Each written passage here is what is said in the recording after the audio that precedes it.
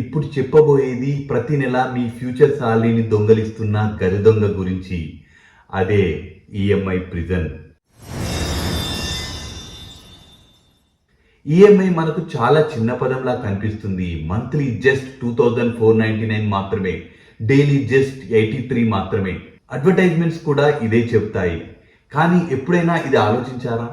EMI అంటే మీరు ఇంకా సంపాదించని డబ్బును ఈరోజే ఖర్చు చేయడం అని. మీ ఫ్యూచర్ సాలరీ ఇప్పటికే బుక్ అయిపోయింది. మీరు ఆఫీస్కి వెళ్తున్న ప్రతి నెల మీ సాలరీ ముందుగా ఈఎంఐ దగ్గరికే వెళ్తుంది, తర్వాత మీ దగ్గరికి వస్తుంది.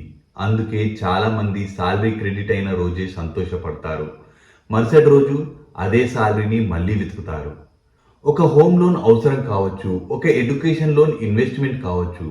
కానీ phone EMI, car EMI, vacation EMI, furniture EMI ఇవి చాలాసార్లు మన ఫ్యూచర్ ఫ్రీడమ్ని చిన్న చిన్న ముక్కలుగా అమ్మేస్తాయి.